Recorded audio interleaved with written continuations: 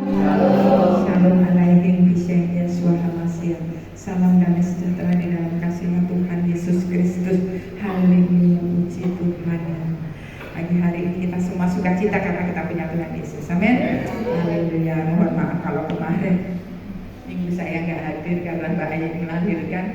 Jadi mesti nungguin, belum bisa apa-apa sendiri di rumah sakit ya. Tapi karena pertolongan Tuhan semuanya boleh baik-baik saja. Amin. Dan semuanya karena Tuhan yang memelihara. Haleluya, puji Tuhan. Baik, pagi hari ini Bapak Ibu Saudara yang dikasihi Tuhan, mari kita buka kitab suci kita, HP suci kita ya, di surat 1 Petrus 1 ayat 13. Sudah ketemu semua atau kita bisa baca di sini bersama-sama. Saya bacakan ayat yang pertama, ganjil 13. Bapak Ibu Saudara jemaat yang dikasihi dan mengasihi Tuhan akan menyambut dengan ayat yang genap sampai habis ya. Saya bacakan ulang. Perikopnya di sini berjudul kekudusan dan kasih persaudaraan 13. Sebab itu siapkanlah akal budimu, waspadalah dan letakkanlah pengharapanmu seluruhnya atas kasih karunia yang dianugerahkan kepadamu pada waktu penyataan Yesus Kristus. 14, monggo. Hiduplah sebagai anak-anak yang taat dan jangan menuruti hawa nafsu Yang menguasai kamu pada waktu kebodohanmu.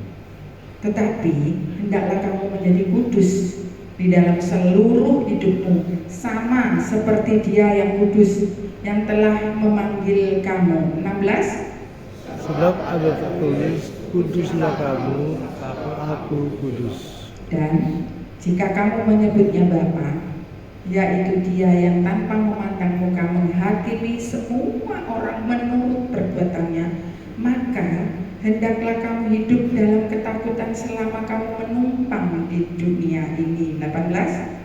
Sebab kamu tahu bahwa kamu telah diberi dari hidupmu yang sia-sia yang kamu kasih dari nenek moyangmu itu, bukan dengan barang yang fana, bukan pula dengan perak atau emas, 19. Melainkan dengan darah yang mahal, yaitu darah Kristus, yang sama seperti darah anak domba yang tidak bernoda dan tidak bercacat. 20, monggo. Ia telah dipilih sebelum dunia dijadikan, tapi karena kamu baru menyatakan dirinya pada zaman akhir. Oleh Dialah kamu percaya kepada Allah yang telah membangkitkan Dia dari antara orang mati dan yang telah memuliakannya, sehingga imanmu dan pengharapanmu tertuju kepada Allah. 22, monggo.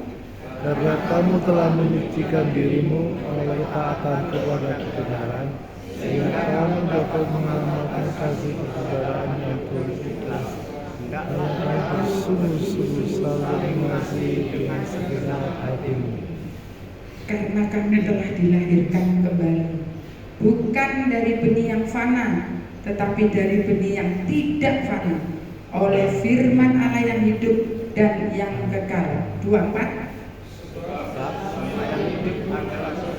Rumput dan segala pemeliharaan seperti bunga rumput. Rumput menjadi kering dan bunga gugur. 25 kita bersama-sama. 1, 2, 3. Tetapi firman Tuhan tetap untuk selama-lamanya. Inilah firman yang disampaikan Injil kepadamu. Amin. Berbahagialah Bapak Ibu Saudara yang dikasihi Tuhan yang sudah membaca dan menyimpan firman itu di dalam hati kita pada pagi hari ini. Tetapi jauh lebih berbahagia ketika kita melakukan kehendak Bapa di dalam Tuhan Yesus Kristus dan penyertaan akan Roh-Nya yang kudus. Baik, di dalam surat Petrus ini yang menulis bukan Petrus, tetapi Petrus membacakannya, lalu teman-teman sekerjanya menuliskannya, ya, dituliskannya surat Petrus ini. Dan latar belakang daripada penulisan 1 Petrus ini adalah ketika penginjilan sampai ke Asia Kecil, ya. Kalau kita ini kan Asia, nah Asia Kecil itu pinggirannya Asia menuju ke Timur Tengah, gitu ya. Nah itu sekarang itu kalau sekarang apa ya? Turki modern gitu ya. Di sana mereka sudah masuk penginjilan, Petrus dan teman-temannya. Nah, kebanyakan pada saat itu sehingga tertulisnya surat ini adalah mereka adalah orang-orang yang sudah hidup di dalam kemakmuran, sudah hidup di dalam keadaan yang tidak kekurangan, dan mereka adalah orang-orang yang kalau boleh saya katakan sedikit kasar itu agak sombong, agak gampang sekali tersinggung, agak gampang sekali sakit hati, agak gampang sekali merasa siapa sih kamu ih. Nah, maka Rasul Petrus menuliskan ini supaya mengingatkan kita semua bahwa kita itu harus saling mengasihi, kasih persaudaraan. Tadi kan perikopnya begitu, ya kan? Nah, kenapa? Karena Yesus lebih dulu mengasihi kita. Maka apapun alasannya, kita pun belajar seperti Yesus mengasihi kita. Nggak gampang. Tadi saya ikut lagu pujian sukacita yang pertama tadi itu buat saya nggak mudah, bener nggak? Mau seperti Yesus, siap seperti Yesus, korbankan dirinya loh. Dia nggak dosa, ada apa dia berikan dirinya loh. Dia nggak tersinggung loh, dia nggak bilang gini loh ketika maaf, ini bahasa saya gitu loh. Ketika dia di atas kayu salib gini, terus Yesus bilang gitu, jangkrik menungso ini, aku gak melok dosa, nanggung dosamu kabeh, kurang ajar rasanya awakmu gitu. Enggak.